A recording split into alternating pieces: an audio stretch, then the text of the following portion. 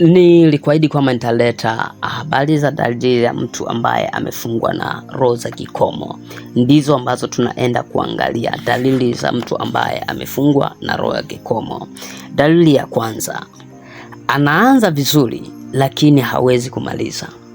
Kwa dalili ya kwanza ni kwamba mtu ambaye anaanza vizuri halafu anaishia njiani, ikijirudia mara nyingi vitu kama vinaenda kwa namna hiyo, uwe na uhakika kwamba huyo mtu ana roho ya kikomo. Kuna mipaka iliyowekwa mbele yake katika ulimwengu wa roho. Bwana Yesu asifiwe.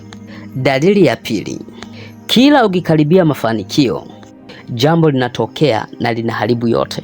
Kwa hiyo mtu nakuta kila anapofikia karibu na kufanikiwa, karibu na mafanikio, kuna jambo ambalo linabidi tulitokee. Likitokea lile jambo linakuja kuharibu kila kitu. Bwana Yesu asifiwe sana. Kwa hiyo ni dalili ya mtu ambaye amewekewa mipaka ya kiroho au amewekewa roho ya kikomo. Dalili ya tatu, unakuta unarudia makosa yale yale. Kwa hiyo unajikuta unarudia makosa yale yale bila sababu. Na napozungumzia makosa, maana yake makosa ambayo yanakutoa kwenye mfumo. Bwana Yesu asifiwe sana. Kwa hiyo ujue kwamba hii ni dalili ya kwamba mtu huyu amewekewa mipaka au ana roho ya kikomo. Ana roho ya kikomo, amewekewa mipaka katika ulimwengu wa roho. Dalili ya nne, watu ambao ni wadogo kuliko hata wewe unakuta wanakupita kwa kasi.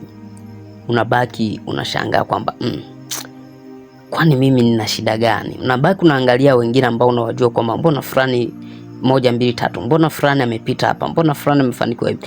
Nini? Kwa sababu wewe una roho ya kikomo. Si kwamba wao wana bidii kuliko wewe, sio kwamba wao wana juhudi kuliko wewe, sio kwamba wana akili kuliko wewe.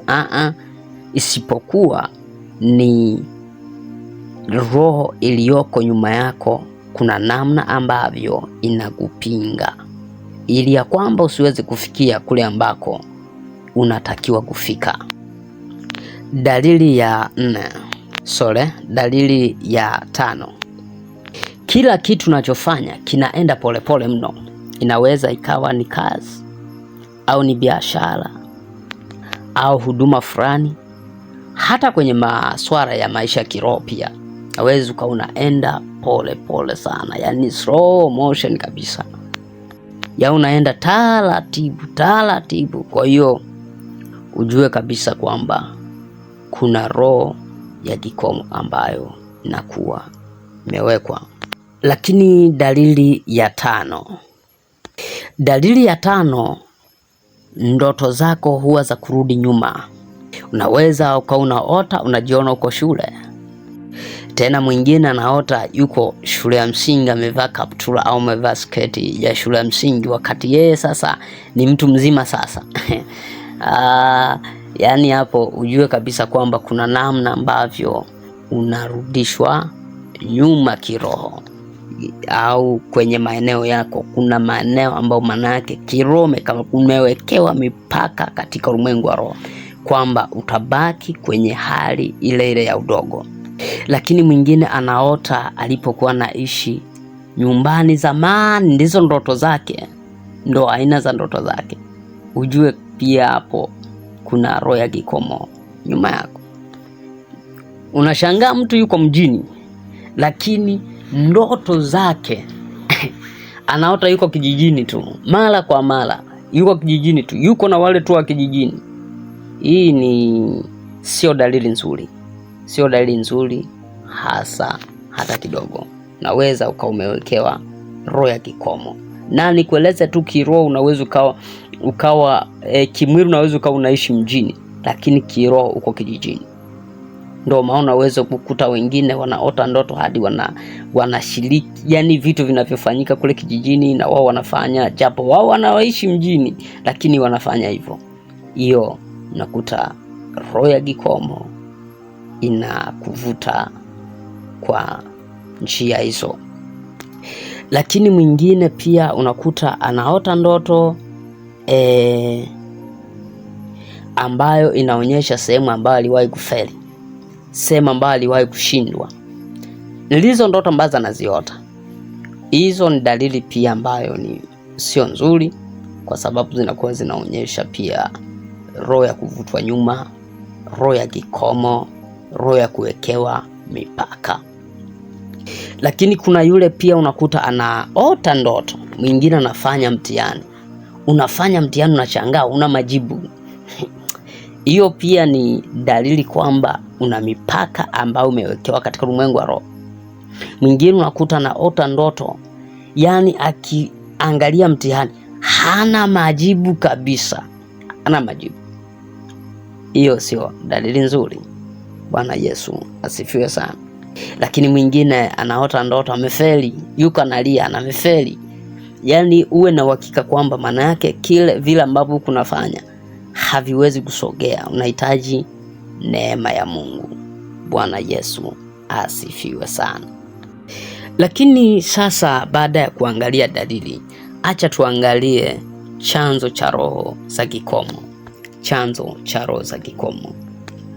Roho hizi za kikomo zinaweza kutokana na, jambo la kwanza, laana ya familia au koo. Ziko laana za familia au koo zinaweza zikasababisha kuwa na roho ya kikomo. Labda ngoja uone, tuangalie kwenye kitabu cha Walawi. Kitabu cha Walawi mlango wa 26 mstari wa 39 hadi mstari wa 40.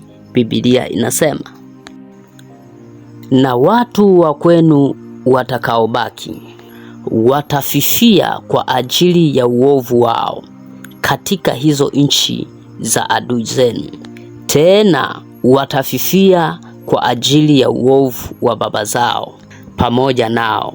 Mstari wa 40, nao wataukiri uovu wao na uovu wa baba zao katika maasi yao walioyaasi juu yangu, tena ya kuwa kwa sababu wameendelea kunishikia kinyume. Bwana Yesu asifiwe sana. Unaona vile ambavyo Biblia inazungumzia. Amezungumza kwenye habari ya mambo ambayo laana ambazo zimetokana na familia. Hawa watu wanaozungumziwa kwamba watafifia, sio kwa sababu ya dhambi zao, sio kwa sababu ya uovu wao, lakini kwa sababu ya uovu wa wazazi wao, kwa sababu ya uovu wa kifamilia.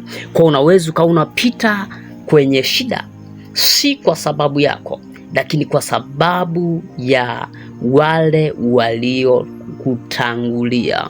Labda tuongeze kitabu hapa. Kuna kitabu kingine, kitabu cha Maombolezo. Kitabu cha Maombolezo, Maombolezo mlango wa 5 mstari wa 7. Biblia inasema, baba zetu walitenda dhambi hata hawako, na sisi tumeyachukua maovu yao. Bwana Yesu asifiwe sana. Iko mstari mingi tu ambayo inazungumzia habari ambazo zinahusiana na hizi. Kwa kuna dhambi ambazo zingine au laana zingine ambazo zinatokana na familia zinaweza zikamwandama mtu. Yani laana ambayo hakuitafuta yeye, ilitafutwa na watu wengine kabisa. Kwa ule uovu na kutu unatembea, wewe unakufifisha, kama tulivyoona kwenye kitabu cha Walawi mlango wa 26 mstari wa 39 hadi wa 40.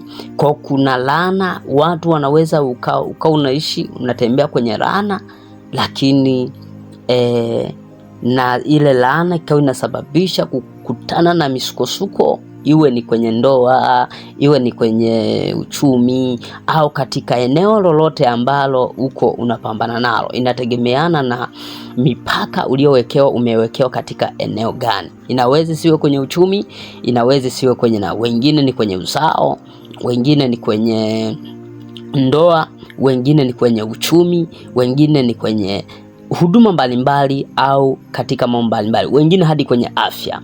Bwana Yesu asifiwe sana. La pili, Chanzo cha pili cha roho za kikomo, madhabahu za giza. Hizi ni nguvu ambazo zinaamua mpaka wa maisha ya ukoo fulani. Kwa kuna madhabahu ambazo zinasimamia ukoo fulani, ndizo ambazo zinaamua mipaka ya ukoo fulani. Wamewekewa limiti kwamba eneo hili hawezi kuvuka, eneo hili 1 2 3. Bwana Yesu asifiwe sana. Kwa hiyo zingine sababu ni madhabahu. Lakini chanzo kingine cha tatu ni dhambi binafsi au ya kurithi. Ziko dhambi ambazo unaweza kurithi, lakini pia kuna dhambi ambazo ni binafsi, na hapo unaweza ukakataa. Mimi tu nikukumbushe tuliposoma ile Maombolezo mlango wa 5 mstari wa 7, ambapo anasema kwamba baba zetu walitenda dhambi, sasa hawako, nasi tumeyachukua maovu yao. Maana yake wanaposema tumeyachukua maovu yao, matokeo ya zile dhambi yanatokea kwenye maisha yao. Ule uovu ambao wao walitenda, yale madhara yanawapata wao. Ndivyo ambavyo huu mstari unamaanisha.